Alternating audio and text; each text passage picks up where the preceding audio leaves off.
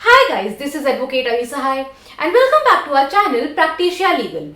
This is the new part of our series on law of torts. So in this part we are going to discuss about capacity to sue and to be sued. इसका क्या मतलब होता है?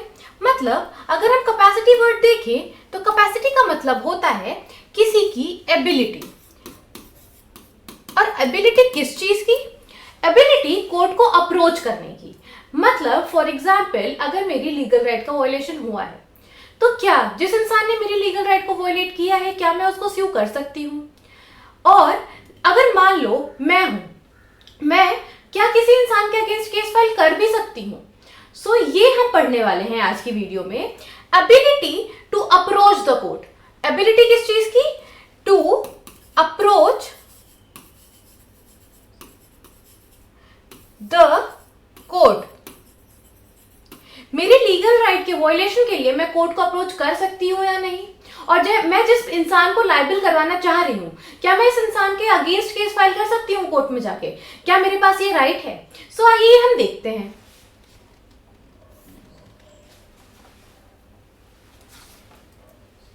अगर हम general rule की बात करें, अगर हम जनरली देखें तो क्या कोई ऐसा इंसान है जिसके पास राइट नहीं होगा कि उसकी राइट वायलेट हो रही है और वो कोर्ट को अप्रोच कर सके? सो ऐसे ही लॉ ऑफ टॉर्ट्स के अंदर भी जो जनरल रूल होता है वो क्या बात करता है? जनरल रूल बात करता है लॉ ऑफ टॉर्ट्स का कि एवरी पर्सन, हर एक इंसान चाहे कोई भी हो, उसके पास राइट होता है कि वो किसी को भी स्यू कर सकता है।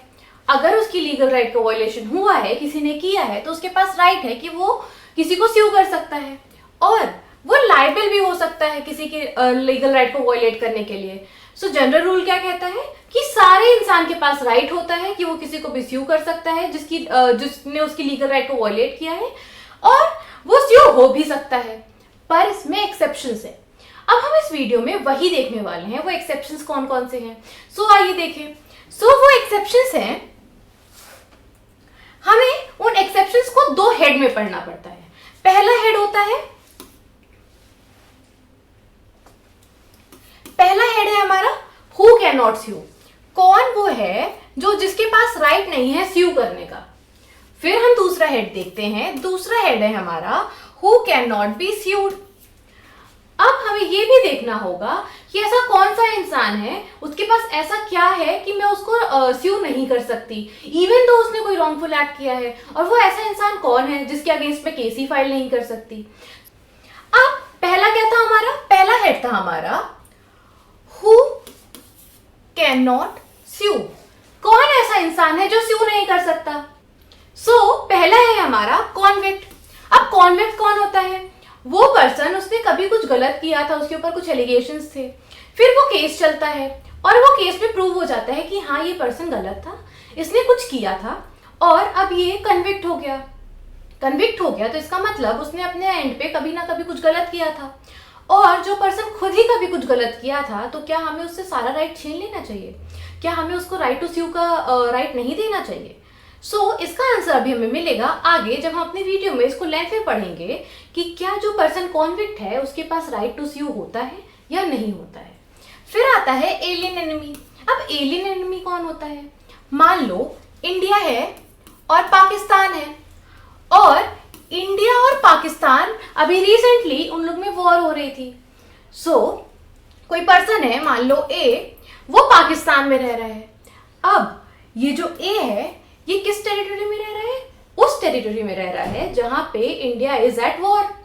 सो ये जो पर्सन है इसको हम कहेंगे कि ये एलियन एनिमी है। अब एलियन एनिमी में हमें सबसे इंपॉर्टेंट चीज देखनी होती है, याद रखनी होती है, इसकी नेशनैलिटी मैटर नहीं करती। ये मान लो ये इंडिया का ही क्यों ना हो, पर ये रह कहां रहा है? ये रह पाकिस्तान में रहा है, तो ये हमारे लिए एलियन ही हुआ। अगर हम सिंपल वर्ड्स में देखते हैं तो एलियन एनिमी कौन होता है? वो पर्सन जो कि उस पार्ट ऑफ टेरिटरी में रह रहा है जिसके साथ इंडिया की वॉर चल रही हो।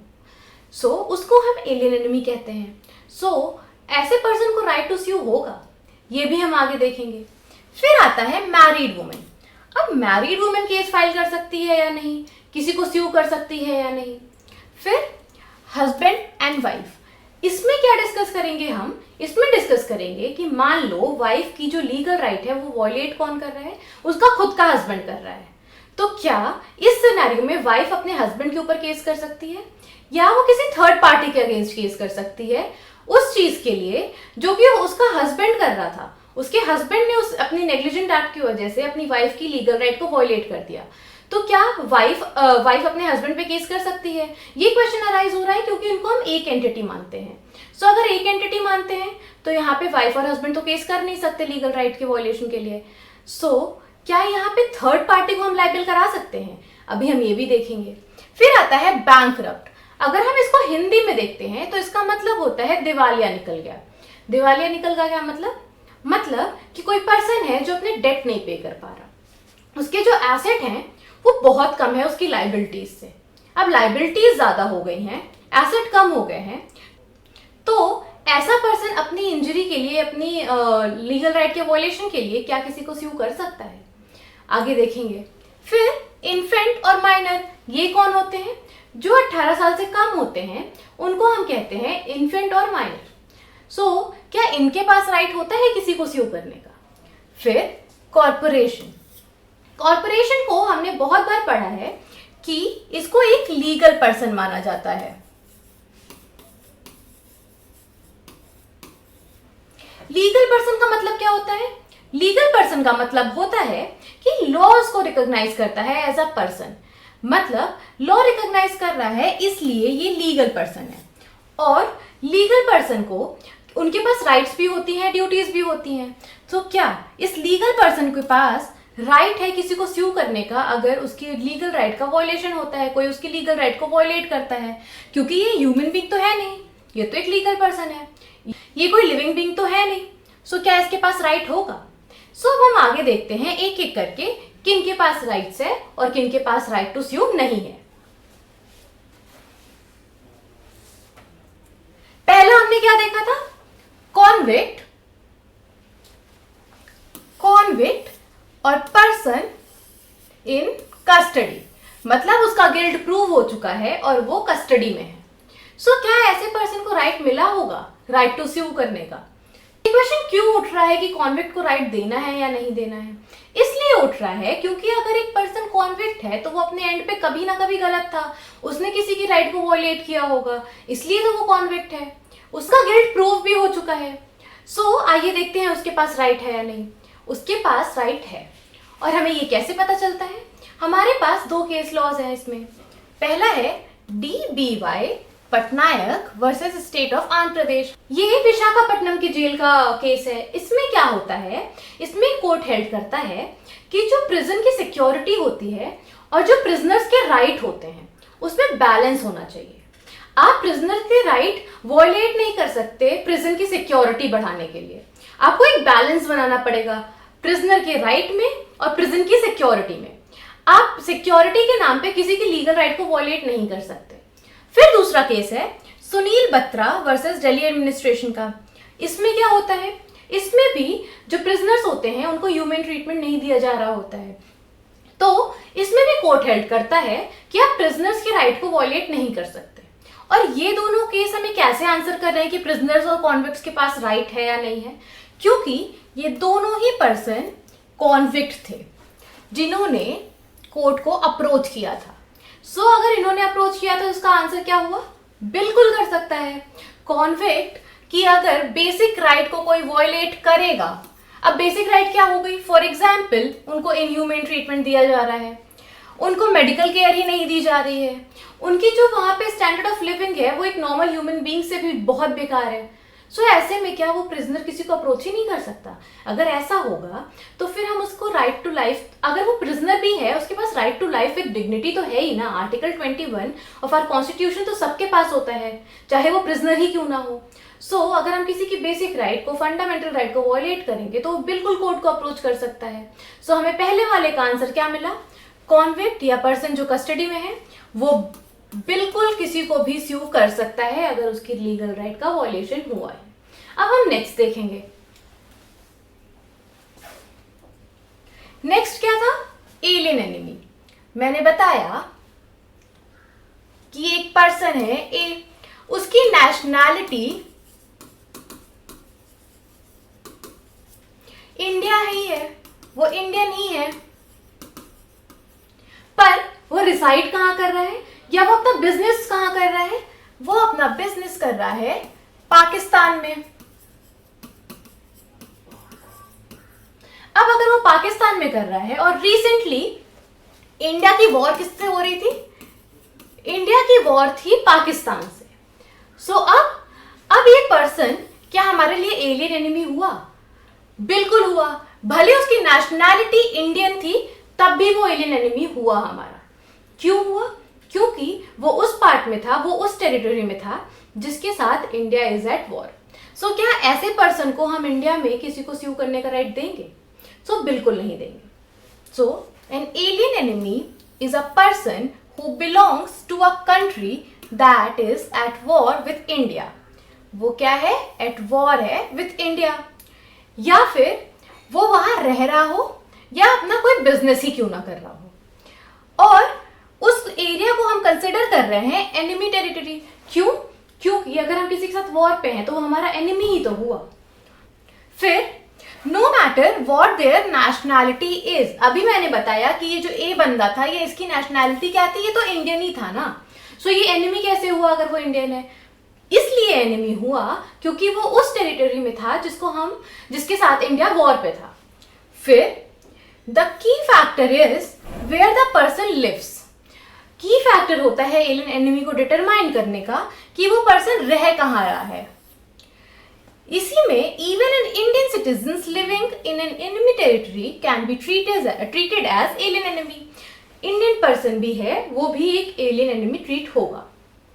और such person can not file a case, ऐसा इंसान केस फाइल नहीं कर सकता in an Indian court unless they are living in India with the government's permission.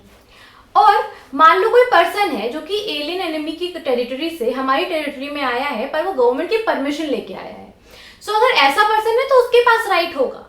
पर जो पर्सन वहां पे रिसाइड कर रहा है या अपना बिजनेस कर रहा है और वो उस पार्ट में है जिसके साथ इंडिया वॉर पे है, सो वो एलियन एनिमी है और वो यहाँ पे केस फाइल नहीं कर सकता। कौन फाइल कर सकता है? वैसा पर्सन जो उस टेरिटरी से हमारी टेरिटरी में आया तो है पर वो गवर्नमेंट की परमिशन लेके आया है, तब उसके पास राइट होगा केस फाइल करने का, किसी को स्यू करने का। अब हम आगे देखेंगे। अब मैरिड वुमेन, ये क्वेश्चन क्यों अराइज हुआ? हम पेट्रियार्कल सोसाइटी में रहते हैं। पहले क्या माना जाता था कि एक वुमेन बहुत वीक होती है, वो अपना केस फाइल नहीं कर सकती। अगर उस केस में उसका हस्बैंड पार्टी है, अगर वो अपने हस्बैंड को इन्वॉल्व करेगी एज अ पार्टी उस केस में, तो वो कर सकती है, वरना वो नहीं कर सकती। पर टाइम चेंज हुआ, सोसाइटी चेंज हुई, लॉ डायनामिक होता है, वो चेंज होता रहता है सोसाइटी के साथ, वो स्टैटिक हो ही नहीं सकता। जब टाइम चेंज हुआ, रिफॉर्म्स आए, लीगल रिफॉर्म्स आए।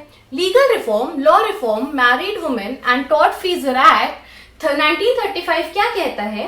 वो राइट देता है ऐसी वुमेन्स को जिनके हस्बैंड नहीं है। क्या कहता है? She can sue if she were a feme sole, मतलब फीम सोल मतलब जिसका हस्बैंड नहीं है। ऐसे लोग भी अब केस फाइल कर सकते हैं। ये वाला एक्ट इसलिए लाया गया था क्योंकि पहले ऐसा था कि मैरिड वुमेन तभी स्यू कर सकती जब उसका हस्बैंड एज अ पार्टी है उस केस में। अगर किसी का हस्बैंड ही नहीं है, मान लो वो डाइवोर्स्ड है, तो वो क्या केस ही नहीं फाइल कर सकती अपने लीगल राइट के वॉल्यूशन के लिए। इसके बाद कहा गया कि वो कर सकती है। फिर section 7 of the married women's property act 1874 में भी क्या कहा गया? Married women may sue in tort just as a feme sole, इसमें भी यही कहा गया। And in process if she recovers any damage, और जब वो केस करती है उस प्रोसेस में उसको कोई भी डैमेज रिकवर होता है, it becomes her sole property, वो उसकी सोल प्रॉपर्टी होती है। And any damage recovered against her are payable out of her separate property. अगर उसको कोई डैमेज मिलता है तो वो उसकी प्रॉपर्टी होगी, और अगर उसको कहीं पे करना होगा, उसको कहीं डैमेज पे करना होगा, तो वो भी उसकी अपनी सेपरेट प्रॉपर्टी से पे कर सकती है। अब this act does not apply to Hindus, Sikh, Jain and Muslim. क्यों नहीं करता? क्योंकि इनके अपने पर्सनल लॉज होते हैं, और and these communities are governed by their personal laws, इनके पर्सनल लॉज होते हैं। According to personal laws of these communities, women can sue in respect of a separate property. So इनके पर्सनल एक्ट भी है, personal laws भी यही कहते हैं कि वुमेन है, अगर उसका हस्बैंड वहां पे पार्टी नहीं भी है तो भी वो स्यू कर सकती है। ऐसा हम उनसे राइट छीन लेंगे तो गलत नहीं होगा उनके साथ, जस्ट बिकॉज उनका हस्बैंड नहीं है तो उनकी लीगल राइट को वॉयलेट होने दे। सो मैरिड वुमेन के पास भी राइट होता है टू स्यू। नेक्स्ट देखते हैं। अब हस्बैंड एंड वाइफ हुए। अब हस्बैंड एंड वाइफ का क्वेश्चन अराइज इसलिए हो रहा है क्योंकि इनको हम बोलते हैं ये एक साथ एक एंटिटी होते हैं, ये एक एंटिटी होते हैं। एंटिटी क्यों होते हैं? क्योंकि इन्होंने शादी की है और इनको माना जाता है कि हस्बैंड एंड वाइफ एक सेम पर्सन है। सो क्या यहाँ पे हम एक हस्बैंड को लीगल राइट के वॉयलेशन के लिए ब्लेम कर सकते हैं या उसको स्यू कर सकते हैं? सो अभी हम इसमें देखेंगे दो केसेस जिसमें क्या बोला गया है, और हम अगर हस्बैंड को नहीं कर सकते तो क्या हम किनको स्यू कर सकते हैं उस केस में। सो पहला केस इसमें है स्मिथ वर्सेस मॉस का केस। इसमें क्या होता है, इसमें वाइफ होती है और जिसको इंजरी हो जाती है। इंजरी होती कैसे है? Due to her husband's negligent driving. उसके हस्बैंड की नेग्लिजेंट ड्राइविंग की वजह से उसको इंजरी होती है। While he was working as an agent for his mother, वो उस टाइम जब वो ड्राइव कर रहा था वो अपनी मदर का एजेंट जैसे काम कर रहा था। So she could not sue her husband directly. वो अपने हस्बैंड को डायरेक्टली स्यू नहीं कर सकती है। क्यों नहीं कर सकती? क्योंकि हम अगर ओल्ड इंग्लिश लॉ देखते हैं तो हस्बैंड और वाइफ को हम कंसिडर करते हैं एक पर्सन एक एंटिटी। सो वो अपने आप के ऊपर ही केस कैसे कर सकती है? The court allowed her to sue the husband's employer. इसलिए इस केस में कोर्ट क्या करता है? कोर्ट उसके हस्बैंड के एम्प्लॉयर के ऊपर केस फाइल करने का राइट दे देता है। अब इस केस में मैंने क्या बताया कि एक ए है, ए वाइफ है, बी है हस्बैंड और सी है हस्बैंड की मदर जो कि इसकी एम्प्लॉयर भी है। सो अब इनको तो हमने एक एंटिटी मान लिया, ये तो एक पर्सन हो गए। सो अगर हमें ए को किसी के अगेंस्ट केस फाइल करना है तो वो सी के अगेंस्ट केस फाइल कर सकती है। क्यों? क्योंकि जब हस्बैंड नेग्लिजेंट था, जब वो ड्राइविंग कर रहा था, तब वो क्या कर रहा था? वो अपनी मदर के एजेंट जैसे एक्ट कर रहा था। ऐसा ही दूसरा केस है। सो दूसरा केस क्या है? दूसरा केस है ब्रूम वर्सेस मॉर्गन का केस। इसमें भी वाइफ को इंजरी हो रही है और उसको इंजरी हो क्यों रही है? Due to her husband negligence. और वो नेग्लिजेंट कब था उसका हस्बैंड? जब वो दोनों ही एक सेम एम्प्लॉयर के लिए काम कर रहे थे।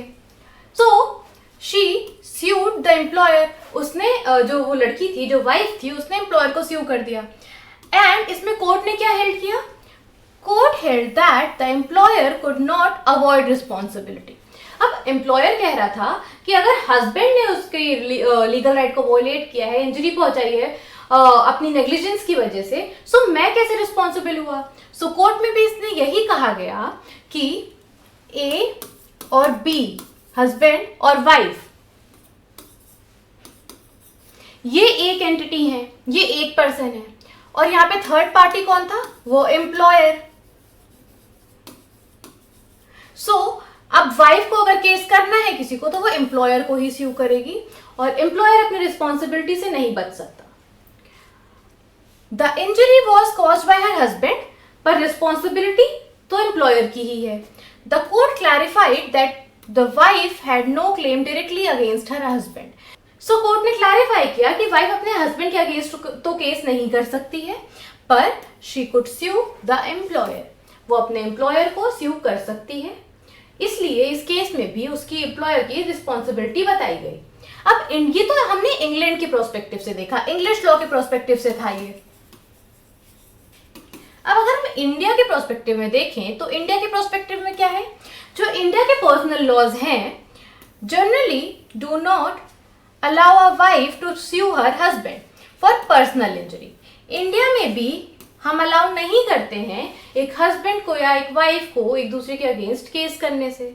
However, if the injury was caused during the husband's employment, वो हस्बैंड के एम्प्लॉयमेंट में हुई है injury, she can sue his employer. So India में भी क्या है, सेम प्रिंसिपल अप्लाई हुआ कि अगर हस्बैंड ने उसकी लीगल राइट वायलेट किया, उसको इंजरी पहुंचाई अपनी नेग्लिजेंस की वजह से, पर अगर वो उस टाइम पे किसी और का एम्प्लॉयर था, वो किसी और का कोई उसका एम्प्लॉयर था, वो एम्प्लॉय था किसी का, सो वो वाइफ उस थर्ड पार्टी पे केस कर सकती है। बैंकरप्ट और इंसॉल्वेंट पर्सन कौन हुआ, जो पर्सन जिसका दिवालिया निकल चुका है। अब क्या ये पर्सन अपनी प्रॉपर्टी के राइट के वायलेशन के लिए किसी को स्यू कर सकता है? ये क्वेश्चन क्यों अराइज हो रहा है? इसलिए हो रहा है अब जब उसकी प्रॉपर्टी उसकी है ही नहीं, अब अगर उसका दिवालिया निकल गया तो वो प्रॉपर्टी उसकी है ही नहीं, सो ऐसा पर्सन क्या किसी के अगेंस्ट केस फाइल कर सकता है? So once a person is declared bankrupt और इंसॉल्वेंट, वो बैंकरप्ट हो चुका है, इंसॉल्वेंट हो चुका है, वो स्यू नहीं कर सकता किसी को for wrongs involving their property. वो अपनी प्रॉपर्टी के लिए किसी को स्यू नहीं कर सकता इवन दो उसकी प्रॉपर्टी के साथ कुछ रॉन्ग हो रहा हो। और ऐसा क्यों है? क्योंकि all their assets and property automatically transfer to a legal representative.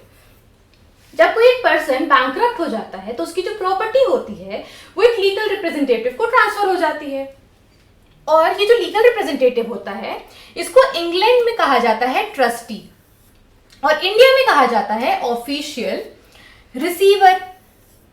सो जब वो प्रॉपर्टी उसकी है ही नहीं, जब वो प्रॉपर्टी उसके पास है ही नहीं, वो ट्रांसफर हो चुकी है एक ट्रस्टी को या फिर ऑफिशियल रिसीवर को, लीगल रिप्रेजेंटेटिव को, तो ऐसे केस में वो कैसे ही किसी और के अगेंस्ट फाइल कर सकता है? सो इनके पास राइट टू स्यू नहीं होता है। अपनी प्रॉपर्टी से रिलेटेड कोई भी रॉन्ग कमिट हो भी रहा है तो भी वो किसी को स्यू नहीं कर सकते, और इसका रीजन ये है कि जब वो प्रॉपर्टी ही ट्रांसफर हो चुकी है किसी लीगल रिप्रेजेंटेटिव को, तो इनके पास राइट कैसे होगा? अब नेक्स्ट देखते हैं। अब नेक्स्ट है हमारा माइनर और इन्फेंट्स। कौन होते हैं? जो 18 साल से छोटे होते हैं, मतलब जो अंडर लीगल एज होते हैं। क्या वो किसी को स्यू कर सकते हैं अपने हार्म के लिए? तो हाँ, कर सकते हैं, but they need next friend. अब ये नेक्स्ट फ्रेंड कौन होता है? या तो कोई पेरेंट या फिर गार्जियन, और अगर ये पेरेंट और गार्जियन है तो उनकी हेल्प से किसी को भी स्यू कर सकते हैं। अब ये तो बात हो गई 18 साल से छोटे बच्चों की, पर अगर क्वेश्चन आता है कि कोई अनबॉर्न बेबी है, क्या उसके पास राइट है? अगर हम इंग्लैंड का केस देखते हैं, इंग्लैंड में एक एक्ट है कॉन्जेनिटल डिसेबिलिटी एक्ट 1976। ये क्या प्रोवाइड करता है? ये राइट देता है अनबॉर्न बेबी को स्यू करने का अगर उसको कोई इंजरी पहुंचाता है, अगर उसको कोई हार्म करता है। और हम अगर इंडिया की बात करते हैं तो इंडिया में एज सच कोई लॉ नहीं है, पर हिंदू लॉ जैसे बहुत सारे एक्ट हैं या लॉज हैं जो कि कुछ राइट्स प्रोटेक्ट करते हैं अनबॉर्न बेबीज की, जैसे कि इनहेरिटेंस की राइट हो गई, या फिर अबॉर्शन ही देख लो। अबॉर्शन अब इंडिया में क्या है कि हम एक टाइम पीरियड है जो कि गिवन है, अगर हम उस टाइम पीरियड के अंदर अबॉर्शन करवाते हैं तो वो वैलिड है, तो वो इलीगल नहीं है। पर अगर वो टाइम पीरियड बढ़ गया, वो टाइम पीरियड बीत गया जिसमें हमें अबॉर्शन का राइट था, उसके बाद वो इलीगल अबॉर्शन हो जाएगा। इससे क्या समझ आता है कि इंडिया में भी कुछ राइट्स गिवन है अनबॉर्न्स को। अब हम आगे देखते हैं। आगे कॉर्पोरेशन। मैंने क्या बताया? कॉर्पोरेशन क्या होता है? लीगल पर्सन होता है। लीगल पर्सन मतलब जिसको लॉ रिकॉग्नाइज कर रहा है। अब अगर किसी के पास राइट है, लायबिलिटी है, तो क्या वो किसी के अगेंस्ट केस नहीं फाइल कर सकता उसके राइट के वायलेशन के लिए? बिल्कुल कर सकता है। इसको as a legal person treat कर रहे हैं हम। अगर लीगल पर्सन ट्रीट कर रहे हैं तो उसकी राइट को कोई वायलेट करेगा तो कॉर्पोरेशन यहाँ पे केस फाइल कर सकता है। कॉर्पोरेशन के पास राइट टू स्यू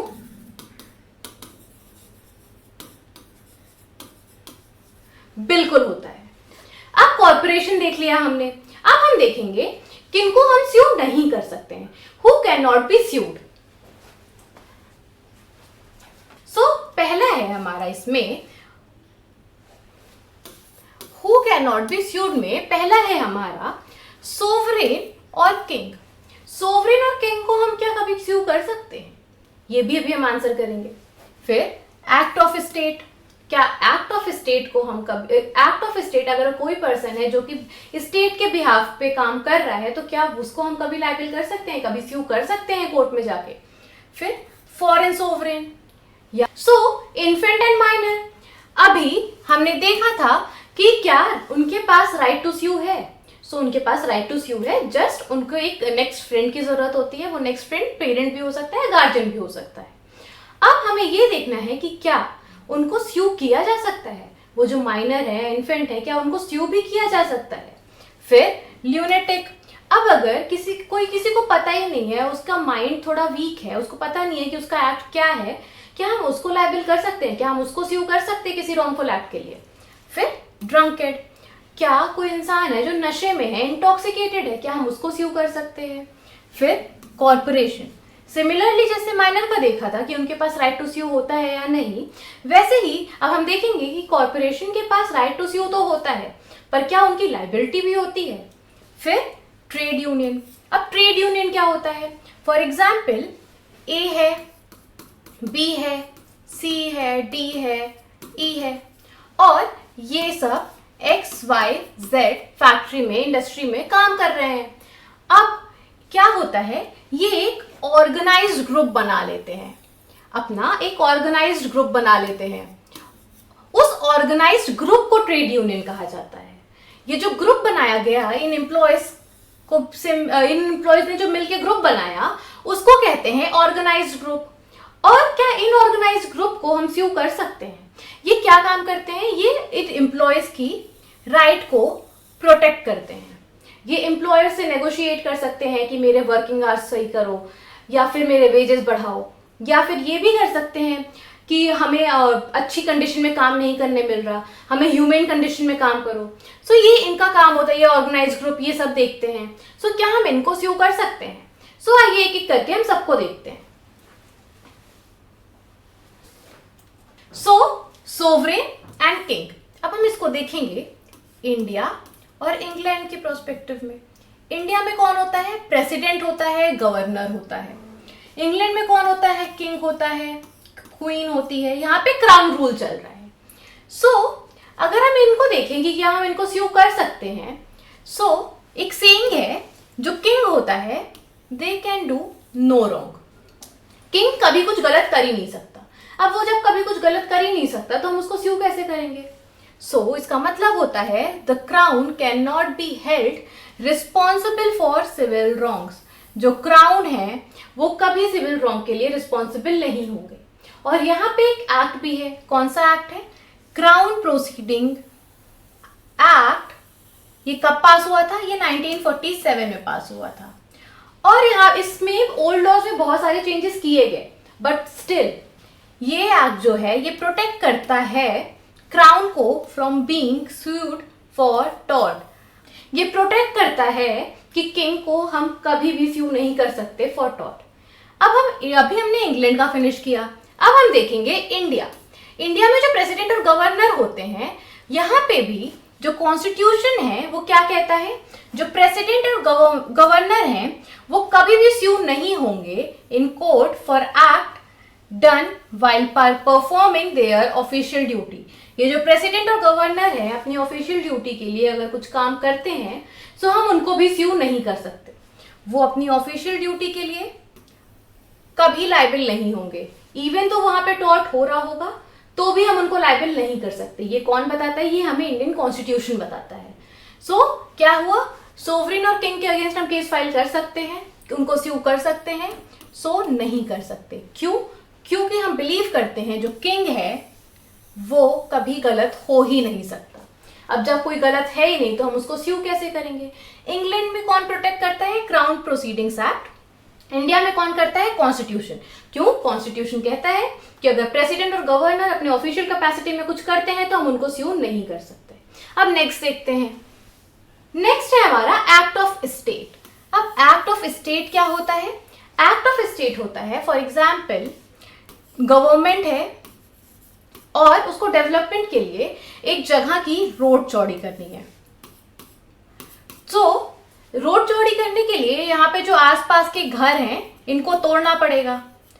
सो यहाँ पे गवर्नमेंट क्या करती है कि इन लोगों की, और ये इनकी लीगली ओन प्रॉपर्टी होती है, बट डेवलपमेंट के लिए हमें इनको यहाँ से हटाना पड़ेगा, तभी डेवलपमेंट हो सकता है। सो अगर यहाँ पे हम देखें तो इन लोगों के साथ तो गलत हो रहा है, रॉन्ग हो रहा है, उनकी प्रॉपर्टी ली जा रही है, टॉर्ट कमिट हो रहा है, तो क्या यहाँ पे गवर्नमेंट लायबल हो सकती है? गवर्नमेंट को कोई स्यू कर सकता है। सो जो गवर्नमेंट है वो ऑफिशियल कैपेसिटी में एक्ट कर रही है और उनको, गवर्नमेंट को कोई स्यू नहीं कर सकता। हाँ, इनको हटाया जाएगा तो इनको रेमेडी मिलेगी, वो दूसरा पार्ट है, पर इनको हटाना तो गलत है ना, और गवर्नमेंट कर रही है, पर तब भी वो उनको स्यू नहीं कर सकते। और गवर्नमेंट सिर्फ इंडियन सिटीजन्स नहीं, वो कोई भी सिटीजन हो सकता है, किसी और कंट्री का भी हो सकता है, उसकी राइट को भी वॉयलेट करती है अपनी ऑफिशियल कैपेसिटी में अपने काम करने के लिए, तो वो इंसान भी डायरेक्टली गवर्नमेंट को स्यू नहीं कर सकता। अगर उसको इंडियन गवर्नमेंट को स्यू करना होगा सो उसको अपनी कंट्री से हेल्प लेनी होगी, पर ऐसे नहीं कर सकते। सो हम एक्ट ऑफ स्टेट की बात करते हैं तो हम गवर्नमेंट को स्यू नहीं कर सकते नॉर्मली क्या, हम मोस्टली हम उनको नहीं स्यू कर सकते। अगर वो अपनी ऑफिशियल कैपेसिटी में काम कर रहे हैं और उनके पास अथॉरिटी है वो काम करने की, तो हम उनको स्यू नहीं कर सकते। फिर आता है फॉरेन सोवरेन। फॉरेन सोवरेन क्या होते हैं? फॉरेन सोवरेन होते हैं हेड ऑफ द स्टेट।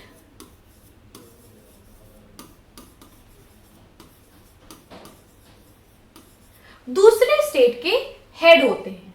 सो क्या हम उनको स्यू कर सकते हैं? उनके पास इम्यूनिटी होती है, हम उनको स्यू नहीं कर सकते। और हम क्या उनको ही सिर्फ स्यू नहीं कर सकते या फिर उनकी फैमिली को भी नहीं कर सकते। सो एक केस है मिगेल वर्सेस सुल्तान ऑफ जोहर का केस, 1894 का केस है। इसमें क्या हेल्ड होता है कि ये जो डिप्लोमैट होते हैं सिर्फ वो ही नहीं, उनकी फैमिलीज के पास भी इम्यूनिटी होती है, हम उनको भी स्यू नहीं कर सकते। और अगर हम इंडिया की बात करते हैं तो जो सेक्शन 86 है सिविल प्रोसीजर कोड का, वो क्या कहता है? जो फॉरेन रूलर्स हैं उनको हम स्यू नहीं कर सकते तब तक जब तक हमारे पास इंडियन गवर्नमेंट की परमिशन ना हो। हम इंडियन गवर्नमेंट की परमिशन के बिना उनको स्यू नहीं कर सकते। मूविंग ऑन, नेक्स्ट है हमारा इन्फेंट और माइनर, मतलब 18 साल से छोटे लोग, लीगल एज से छोटे लोग।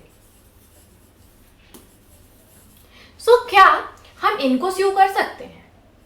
तो अगर हम इनमें देखें तो 0 से जो 7 इयर्स का बच्चा होता है उसको हम मानते हैं कि वो डोली इन कैपेक्स होता है। इसका मतलब क्या हुआ? Incapable of doing wrong. डोली इन कैपेक्स का मतलब होता है कि वो इनकेपेबल है कोई रॉन्ग करने से। सो अगर वो इनकेपेबल है तो हम उनको लायबल नहीं करते हैं। पर यहीं पे अगर 7 से 18 साल के बच्चों को देखें सो इनको हम लायबल कर सकते हैं, मतलब 7 से ऊपर के बच्चे, 7 से छोटे बच्चे नहीं, 8 से 18 तक देखते हैं। सो वहां पे क्या होता है, वहां पे हम लायबल कर सकते हैं, पर कब?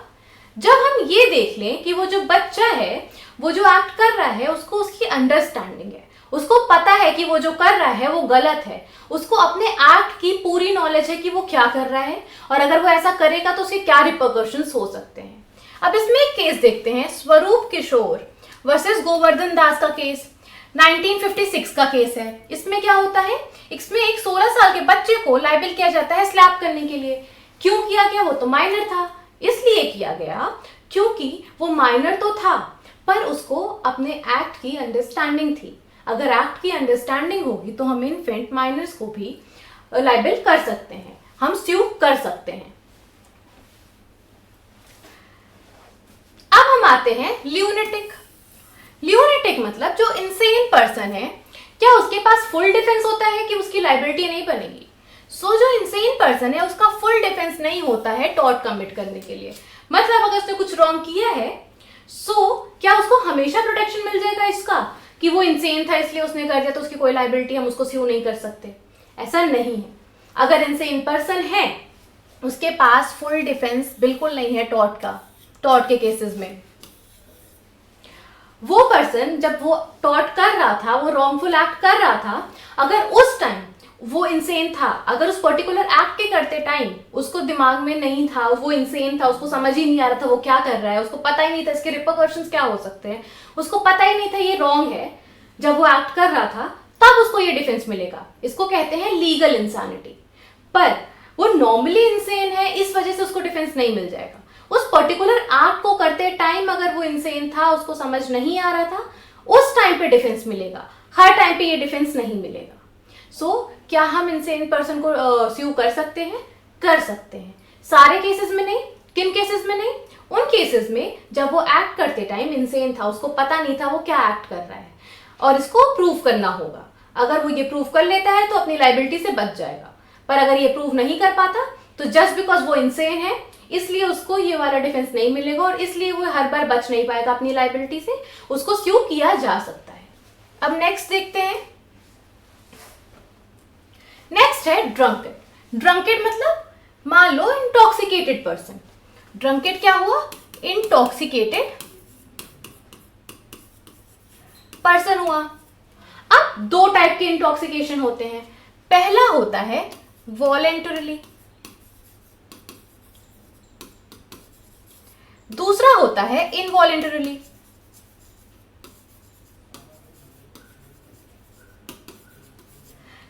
क्या लगता है इन दो केसेस में कब डिफेंस मिल सकता है? इन दोनों में से किस केस में डिफेंस मिल सकता है?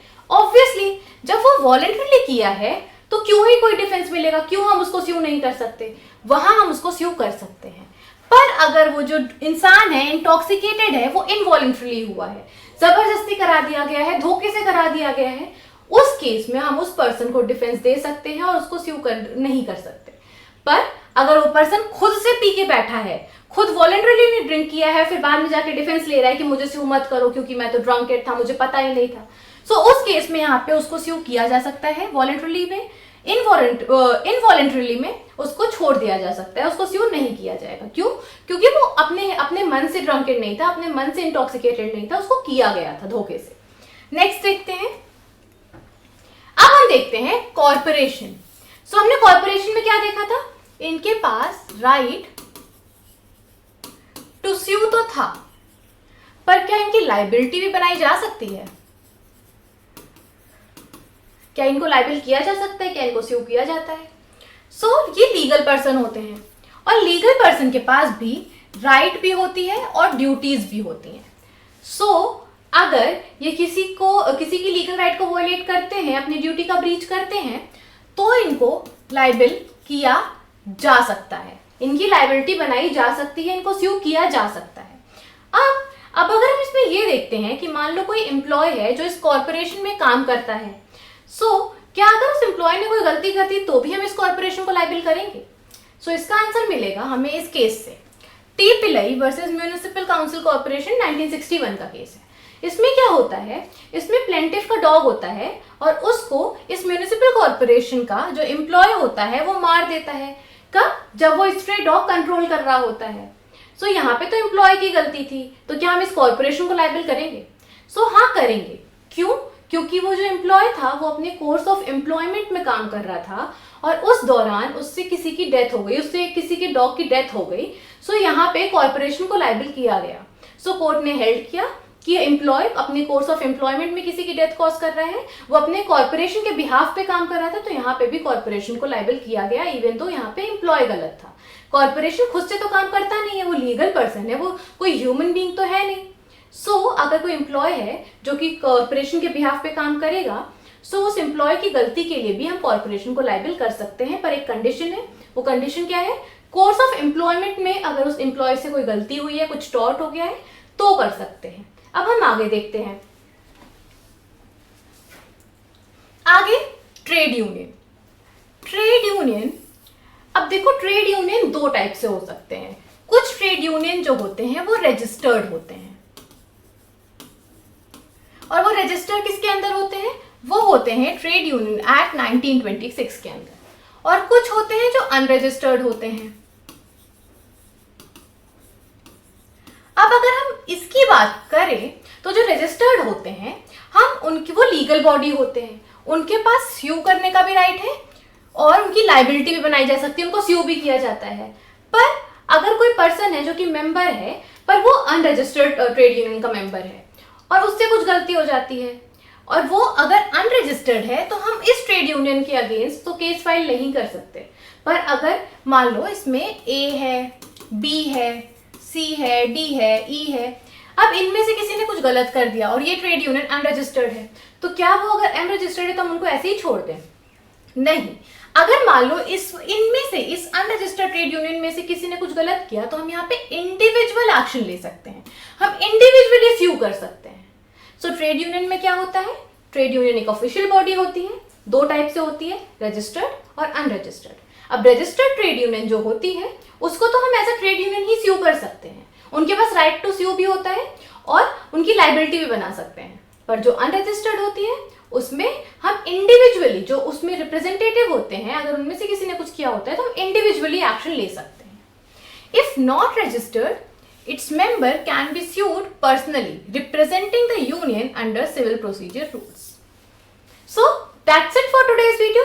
और आज की वीडियो में हमने कवर कर लिया कि जो जनरल रूल होता है कि सबके पास राइट होता है स्यू करने का और सबकी लाइबिलिटी बनाई जा सकती है, उसमें कुछ एक्सेप्शंस होते हैं कि कौन स्यू कर सकता है एंड कौन स्यू नहीं हो सकता।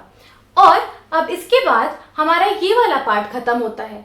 अब हम अपने आगे वाले वीडियोस में देखेंगे कि कितने डिफरेंट टाइप के टॉर्ट्स होते हैं, कितनी लाइबिलिटीज होती हैं टॉर्ट के अंदर, और हम देखेंगे रिमोटनेस ऑफ डैमेज क्या होता है। सो अभी हम अपना ये सीरीज कंटिन्यू करने वाले हैं। If you like this video please like, share and subscribe. Thank you.